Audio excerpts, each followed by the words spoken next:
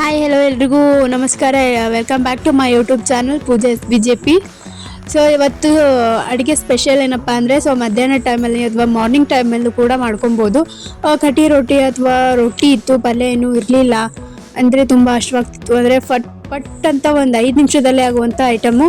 ಯಾರು ಬೇಕಾದರೂ ಮಾಡ್ಕೊಂಡು ತಿನ್ಬೋದು. ಇದಕ್ಕೆ ಆಚೆಗಡೆಯಿಂದ ಅದು ಏನು ತರೋದಿಲ್ಲ, ಮನೇಲಿ ಇದ್ದಂಥದ್ರಲ್ಲೇ ಆರಾಮಾಗಿ ಮಾಡ್ಕೊಬೋದು.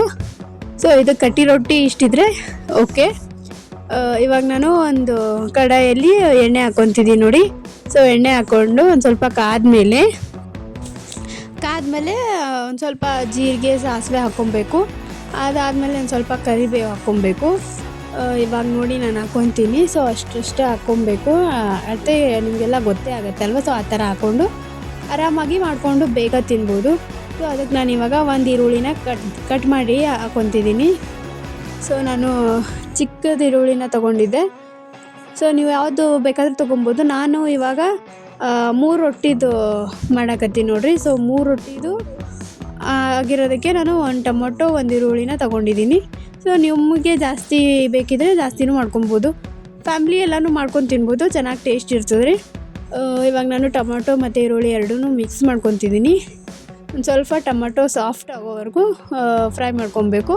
ಇವಾಗ ನೋಡಿ ನಾನು ರೊಟ್ಟಿ ಎಲ್ಲ ಮುಡ್ಕೊಂಡು ಇಟ್ಕೊಂಡಿದ್ದೀನಿ. ಇವಾಗ ಇದು ಕಟ್ಟಿ ರೊಟ್ಟಿ. ಸೊ ಈ ಥರ ಸಣ್ಣದಾಗಿ ಮುಡ್ಕೊಂಡು ಇಟ್ಕೊಂಡಿದ್ದೀನಿ. ಸೊ ಮಧ್ಯಾಹ್ನ ಟೈಮಲ್ಲೆಲ್ಲ ಏನು ಮಾಡಬೇಕು ಅಂತ ಟೆನ್ಷನ್ ತೊಗೊಬೇಡ್ರಿ. ಸೊ ಆರಾಮಾಗಿ ಮಾಡ್ಕೊಂಡು ತಿನ್ಬೋದು. ಸೊ 5 ನಿಮಿಷದಲ್ಲಿ ಆಗ್ತದ್ರಿ, ಜಾಸ್ತಿ ಹೊತ್ತೇನು ತೊಗೊಳೋದಿಲ್ಲ. ಇವಾಗ ಟೊಮೊಟೊನೂ ಸಾಫ್ಟ್ ಆಗ್ಯದ ನೋಡಿರಿ. ಇದಕ್ಕೆ ನಾನು ಖಾರನ ಹಾಕ್ಕೊತಿದ್ದೀನಿ. ಸೊ ನಮ್ಮ ಕಡೆ ಎಲ್ಲ ಮಸಾಲೆ ಖಾರ ಅಂತ ಬರ್ತದೆ. ಸೊ ಅದು ಹಾಕ್ಕೊಂಡಿರೋದು ನಾನು. ಪುಡಿ ಖಾರನೂ ಹಾಕ್ಕೊಬೋದು. ಸೊ ಮಸಾಲೆ ಖಾರದಲ್ಲಿ ಒಂದು ಸ್ವಲ್ಪ ಎಲ್ಲ ಆಲ್ರೆಡಿ ಮಿಕ್ಸ್ ಆಗಿರೋದ್ರಿಂದ ಟೇಸ್ಟ್ ಚೆನ್ನಾಗಿರುತ್ತೆ ಅಂತ ಹೇಳ್ಬಿಟ್ಟು ನಾನು ಮಸಾಲೆ ಖಾರನ ಹಾಕ್ಕೊಂಡೆ. ಇವಾಗ ಒಂದು ಸ್ವಲ್ಪ ಅರಿಶಿನ ಹಾಕ್ಕೊಂಡು ಒಂದು ಸ್ವಲ್ಪ ಗರಂ ಮಸಾಲ ಹಾಕ್ಕೊಂಡು ಫ್ರೈ ಮಾಡಿಕೊಂಡು ಆಮೇಲೆ ಎಷ್ಟು ಕ್ವಾಂಟಿಟಿಲಿ ನೀರು ಬೇಕೋ ಸೊ ನೀರನ್ನು ಹಾಕ್ಕೊಬೇಕು. ಸೊ 3 ರೊಟ್ಟಿಗೆ ಆಲ್ಮೋಸ್ಟ್ 1.5 ಗ್ಲಾಸ್ ನೀರು ಓಕೆ. ಅಳತೆ ಬೇಕಿದ್ರೆ ಹಾಕ್ಕೊಬೋದು, ಇಲ್ಲಾಂದರೆ ಅಂದಾಜು ಮೇಲೆ ಹಾಕ್ಕೊಬೋದು. ನಾನು ಸ್ವಲ್ಪ ಉಪ್ಪು ಹಾಕ್ಕೊತಿದ್ದೀನಿ. ಉಪ್ಪು ಹಾಕ್ಕೊಂಡು ಇವಾಗ ಒಂದು ಸ್ವಲ್ಪ ಕುದಿ ಬರಬೇಕು ನೀರು. ಕುದಿ ಬಂದಮೇಲೆ ನಾನು ರೊಟ್ಟಿ ಹಾಕಿ ತಿರುವಿದೆ ನೋಡಿರಿ, ಯಾವ ಥರ ಆಗ್ಯದ ನೋಡಿರಿ.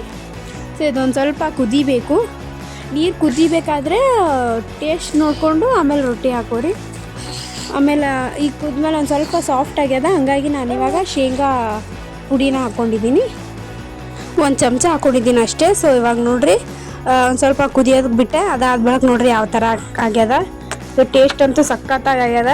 ಅದ್ರ ಮೇಲ್ಗಡೆ ಒಂದು ಸ್ವಲ್ಪ ಕೊತ್ತಂಬರಿ ನಿಂಬೆಹಣ್ಣು ಹಾಕ್ಕೊಂಡ್ರೆ ಇನ್ನೂ ಚೆನ್ನಾಗಿ ಟೇಸ್ಟ್ ಇರ್ತದೆ. ಸೊ ಮನೆಗೆ ಎಲ್ಲರೂ ಟ್ರೈ ಮಾಡಿ ಹೆಂಗಾಗ್ಯದ ಅಂತೇಳಿ ನನಗೆ ಕಮೆಂಟ್ ಮಾಡಿರಿ. ಸೊ ಇಷ್ಟೇ ಇವತ್ತಿನ vlog. Thank you for watching. Love you.